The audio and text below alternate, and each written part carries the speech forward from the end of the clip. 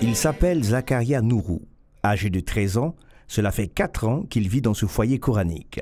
Il a été amené ici par son père. Son objectif est de maîtriser les 6236 versets du livre saint par cœur et s'approprier une éducation fondée sur l'islam. Une formation qui lui coûtera 7 à 8 ans d'apprentissage et de sacrifice auprès de son maître coranique. Ici, dès qu'on se réveille, après la prière, nous révisons d'abord. Ensuite, nous partons en ville pour aller demander à manger. De retour, nous montrons la nourriture au maître avant de manger. Après cela, nous révisons jusqu'à midi. Après, nous repartons encore à la recherche de la nourriture, puis nous revenons présenter encore au maître et nous mangeons. Et après la prière de 13h30, nous révisons jusqu'à 16h. À 16h, nous partons chercher le bois en brousse. À notre retour, nous partons chercher à manger. Au retour, nous présentons au maître. Nous mangeons et nous allumons le bois pour reprendre la révision. Voici notre quotidien.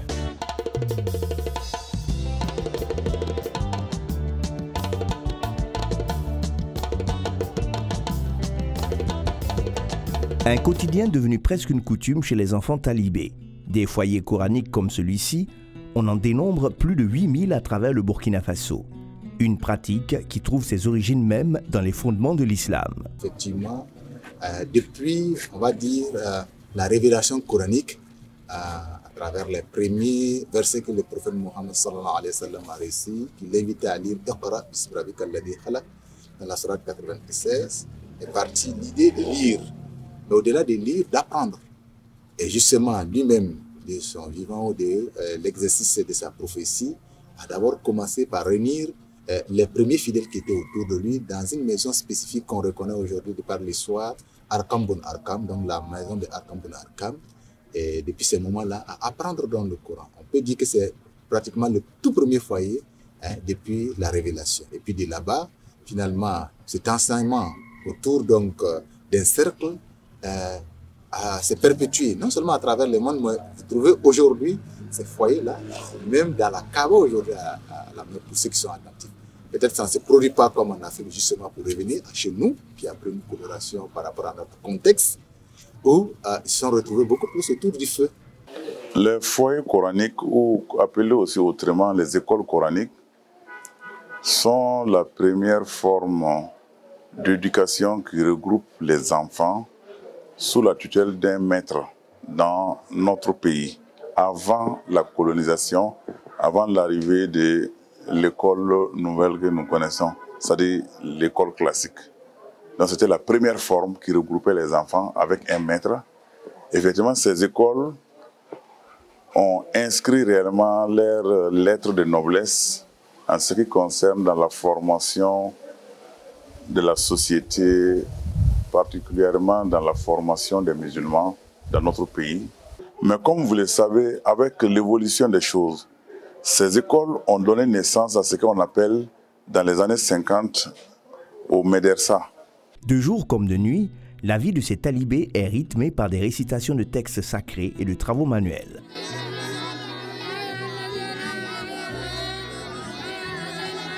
On les retrouve également dans les artères de la ville, les lieux publics et les lieux de culte à la recherche de leur pitance quotidienne. Un exercice qui expose ces talibés à la mendicité et à d'autres maux de la société. L'observation nous donne à croire que talibé égale mendiant. Alors que non, talibé c'est un apprenant. Un apprenant Un apprenant, mais pas simplement apprendre la lettre, c'est quelqu'un qui est un éduqué, c'est-à-dire qu'on est en train de l'éduquer.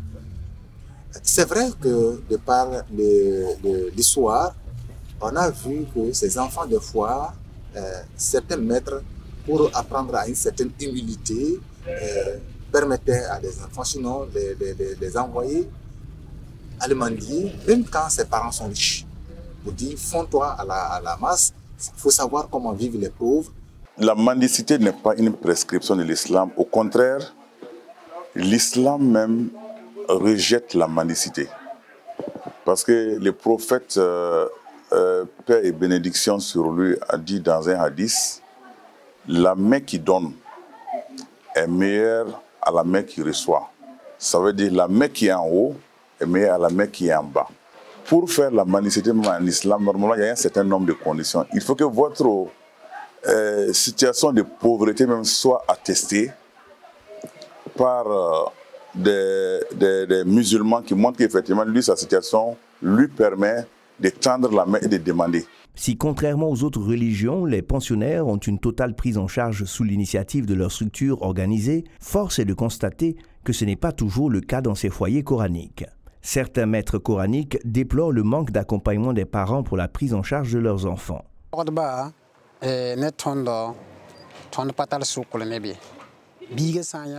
Entre nous, maîtres coraniques et les parents d'élèves, nous ne faisons pas de la propagande. C'est selon le choix et la convenance de chaque parent d'élève. Nous n'exigeons pas une rémunération mensuelle ni aux parents, n'en parlons pas à l'élève. Ce qui nous préoccupe, c'est d'enseigner l'élève et s'il est en bonne santé, nous rendons grâce à Dieu. Nous avons des élèves dont nous ne connaissons pas leurs parents. Certains parents, ce n'est pas le lien de la parenté. Certains, c'est sur la base de la capacité du maître à enseigner, la qualité de son enseignement. Et certains viennent nous supplier. La majorité des ardoises que nos élèves utilisent est aux frais de l'enseignant. Aucun parent n'a jamais payé une ardoise pour son fils ici. Même l'eau que nous consommons, les élèves s'organisent entre eux pour trouver une personne qui s'occupera de la fourniture journalière de l'eau et tous, à travers les dons qu'ils reçoivent au cours de la journée, chacun participe financièrement selon la donne de la journée. Et celui qui est à la charge de l'eau, puisque chaque bidon de 20 litres coûte 10 francs, en fonction des besoins journaliers, il s'approvisionne pour les ablutions et aussi à boire.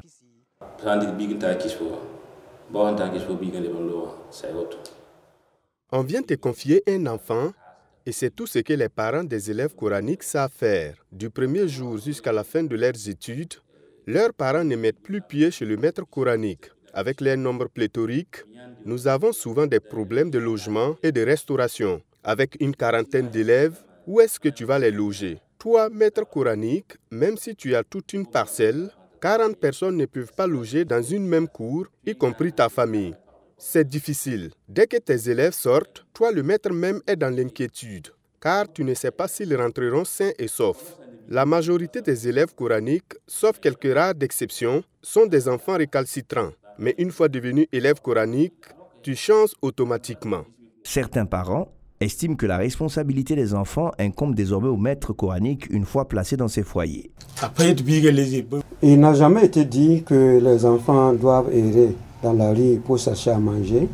Seulement, si on envoie un enfant à un maître coranique, c'est au maître coranique de s'organiser pour avoir un temps libre pour les enfants à la recherche de leur pitance, tout en les organisant à mener des activités au sein de la famille pour pouvoir effectivement soutenir le maître coranique et sa famille là, afin qu'ils puissent avoir à manger. Sinon, qu'il n'a jamais été dit que l'enfant, une fois allé, c'est un maître coranique, son parent peut venir de temps en temps visiter le maître, lui apporter une petite contribution, mais il est le devoir maintenant du maître coranique de s'organiser et faire de sorte que les enfants puissent travailler au sein de la famille là pour pouvoir avoir à manger et ne pas les laisser errer dans la rue et avec les difficultés que nous assistons à tout moment. Il convient de relever que les écoles franco-arabes sont différentes des foyers coraniques. Pour le moment, il n'existe aucune loi qui encadre le fonctionnement des foyers coraniques au Burkina Faso. Un vide juridique qui impacte considérablement les droits de ces enfants. Aucune protection sociale, aucune scolarisation, bref, les droits humains élémentaires des enfants sont bafoués. Une des difficultés majeures aujourd'hui, c'est la question de l'ancrage institutionnel même de ces talibé, parce que c'est une école. Hein. Je veux dire, il n'y a pas un ministère aujourd'hui qui a pour mission d'accompagner ces foyers coraniques. Il n'y en a pas. Du coup, c'est des écoles qui existent, mais sans reconnaissance. Ils n'ont aucun papier de reconnaissance. Les meilleurs qu'ils ont parmi eux, c'est des papiers finalement de l'administration territoriale. Voyez, donc, des questions de sécurité, depuis la colonisation, pour mieux surveiller certains foyers coraniques, ils avaient des autorisations d'exister. Hein? Mais aujourd'hui, en tant qu'école, ils n'en ont pas. Et des fois, comme c'est des cas sociaux que ça produit dans la communauté, dans la société, bon, l'action sociale essaie de s'en occuper. Donc, vous voyez, il n'y a personne au niveau, on va dire, gouvernemental, au niveau étatique, qui se sent directement responsable de ces. Aujourd'hui, donc, la question de l'ancrage institutionnel de ces foyers coraniques se pose. Et nous pensons que c'est bien de résoudre parce que, pour revenir à ce que vous dites, nous pensons que c'est des questions de droit humain aussi.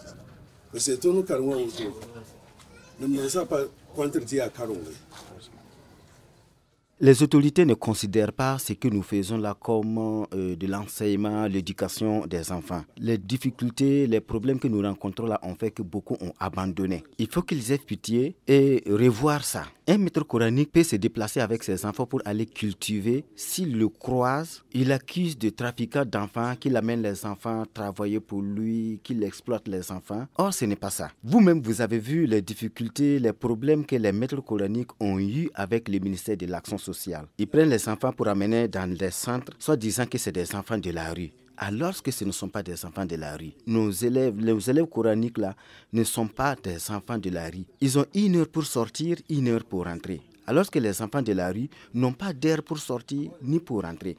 Ils sont dans la ville, devant les stations, les restaurants et ils y restent. La principale difficulté là, c'est ce vide juridique. Parce qu'au jour d'aujourd'hui, comme je le disais tantôt, les foyers coraniques sont gérés par le ministère de l'administration territoriale. Et alors que quand même, on considère que c'est quand même un acte éducatif. Le ministère de l'Éducation nationale a quand même la charge de l'éducation des enfants de ce pays. Mais toujours est-il que, effectivement, au jour d'aujourd'hui, ces foyers coraniques ne sont pas soumis à une réglementation. Chaque individu, dans sa cour, fait appel à des parents qui envoient leurs enfants. Et bon, les contenus qui sont enseignés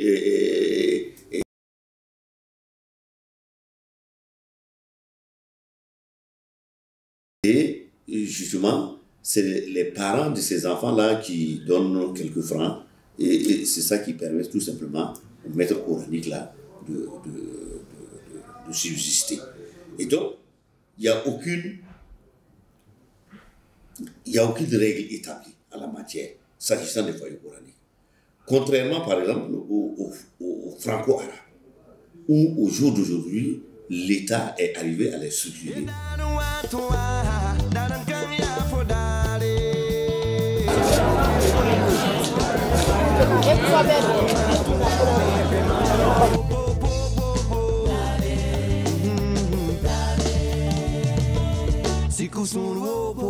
Talibés ou enfants de la rue, la question de leur survie se pose avec acuité.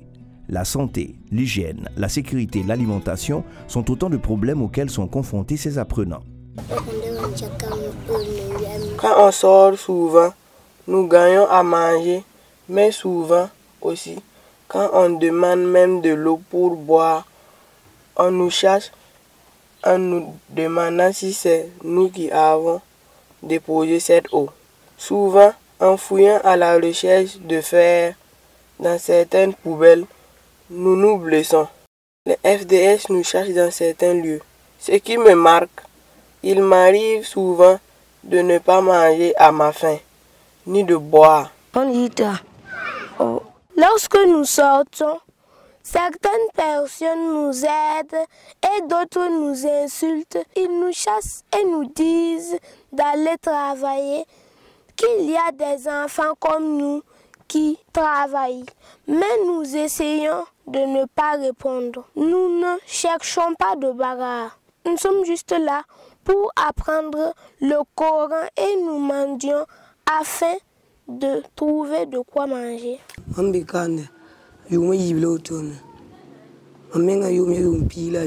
Ça fait 2 ans que je suis ici et j'ai 16 ans. Lorsque nous sortons pour manger, nous rencontrons d'énormes difficultés. Il y a des personnes qui nous demandent d'arrêter de manger et de nous trouver un boulot. Mais nous savons ce que nous voulons et ces personnes ne le savent pas. Nous le faisons. Cela portera ses fruits demain.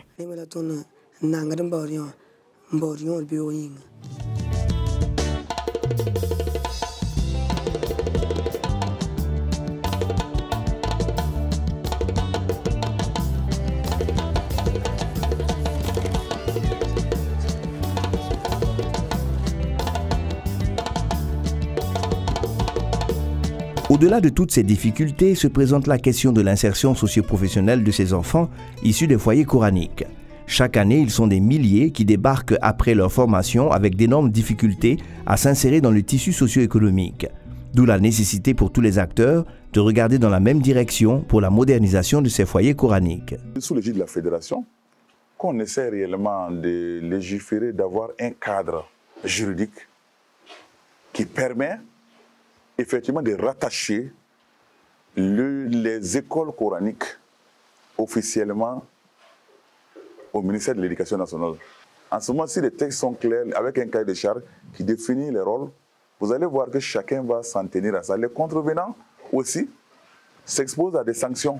Il faut faire en sorte que l'enfant ait une bonne éducation. Il n'est pas incompatible d'avoir l'éducation islamique et l'éducation laïque ensemble. C'est possible. Cela est faisable. Et nous le voyons partout. Moi, je vous parle, je suis le produit de ces écoles coraniques. J'ai fait l'école coranique. Jusqu'à l'âge de 11 ans, après avoir fini le Coran, sans ce moment, il y a eu un transfert. Je suis allé à l'école franco-arabe. Et j'ai continué, ça ne m'a pas empêché de continuer jusqu'à l'université. La société civile, elle, également n'est pas en marche dans cet élan de modernisation des foyers coraniques. Plusieurs mouvements associatifs donnent de la voix aujourd'hui pour la prise en compte de ces talibés dans le système éducatif afin qu'aucun enfant burkinabé ne soit laissé sur le carreau. Et il faut persévérer pour d'abord former les maîtres coraniques sur les droits et devoirs des enfants et aussi les conséquences sur d'éventuels risques de radicalisation, de déviation possible, de violence, d'incivisme. Oui, ça y est là, si on y prend garde aujourd'hui, si on ne met pas ces enfants, on ne donne pas des outils d'insertion sociale à ces enfants, si on ne les inclut pas dans le système classique ou bien dans le système de formation professionnelle, si on ne les installe pas à ce qu'eux-mêmes ils puissent devenir des promoteurs et après prendre des pairs pour qu'eux aussi ils deviennent autonomes, ça veut dire que la société aurait manqué, aurait laissé en marge une frange de la population. L'État burkinabé affirme mesurer l'ampleur de la situation des talibés au Burkina Faso. Quelques mesures ont été déjà prises et à l'avenir, d'autres actions plus fortes permettront la prise en compte définitive des foyers coraniques dans le système éducatif burkinabé. Nous tentons de prendre le problème à bras le corps. Et avec l'accompagnement de certains acteurs de la communauté internationale, nous avons depuis un certain moment engagé un processus tendant à aboutir à l'intégration de ces foyers coraniques dans les dispositifs éducatifs du pays. Et donc, dans ce sens, plusieurs actions sont menées. Et au jour d'aujourd'hui, nous avons engagé quand même un processus.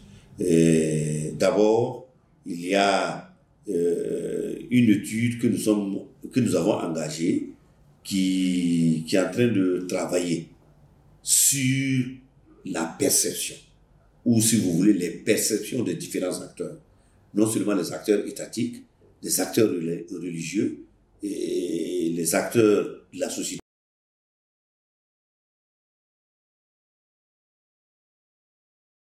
Compréhension des uns et des autres par rapport à ces foyers coraniques et quel sens donner à l'action du gouvernement dans ce sens. Et pour savoir exactement de quelle manière on doit travailler effectivement à intégrer ce système-là.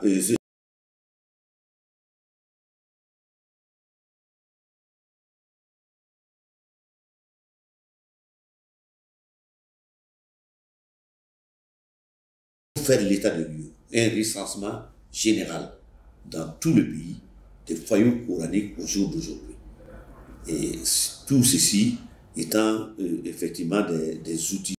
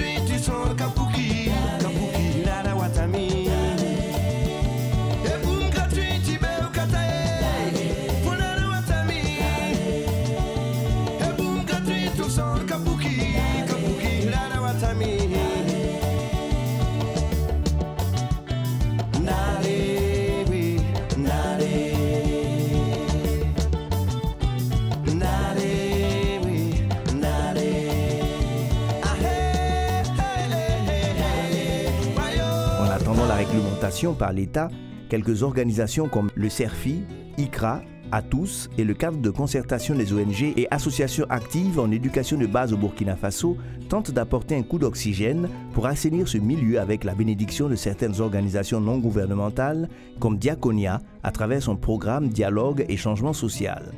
Ce programme financé par l'Union européenne